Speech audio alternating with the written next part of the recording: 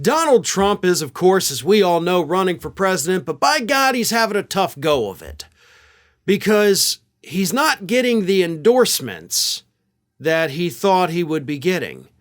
Specifically, those ungrateful little bastards that he endorsed in the 2022 midterms, where the hell are they?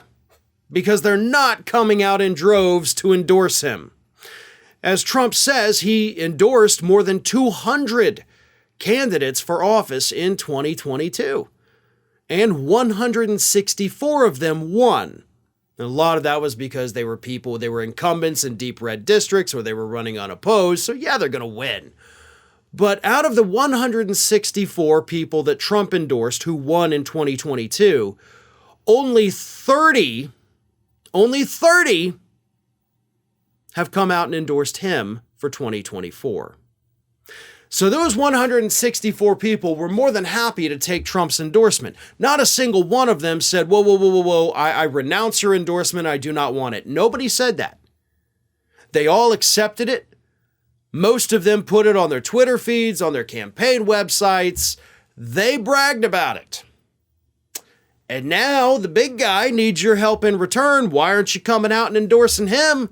And only about 30, according to the Washington Post, so it's actually a little under 30, only about 30 have come out and said, all right, yeah, sure, I'll endorse you for 2024. Why not? That's not a good return on investment there, Donald. You know, you're the art of the deal guy, and you put these people where they are, according to you, and now they're not returning the favor. Why are you not out there making these phone calls? Why are you not out there threatening these people? Why aren't you on Truth Social talking about this report from this week? Talking about all these ungrateful little hypocrites out there who wanted your endorsement desperately, but now pretend they want nothing to do with you. Why aren't you calling them out? Because you should.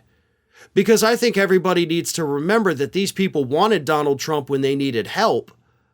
But now that they realize how toxic he is and how he doesn't really benefit their campaigns at all, they've turned their backs on him.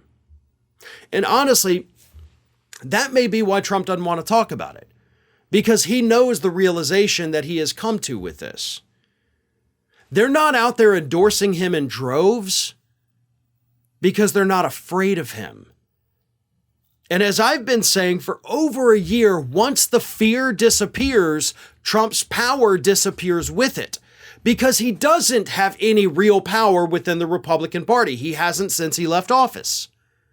It's arguable that he didn't even have it while he was in office, because most of the candidates he endorsed while in office went on to lose their elections. So, not a good track record. But the only power he's had since leaving office is the power that the Republicans have pretended he has. And they've pretended that he has it because they fear him. They don't want to be the target of one of his tirades and tantrums. They don't want him to go out there and make fun of him or come up with a goofy little nickname for them. So they've played nice. But now they're understanding we don't have to. We don't have to do anything this guy says. We don't have to play nice. We don't have to be the people that cower down every time he walks by. He's got nothing, and we owe him nothing. That's what more and more of these candidates, even the ones that wanted his endorsement, that's what they're starting to realize. And that is not going to help Trump at all as he limps along in his little presidential race.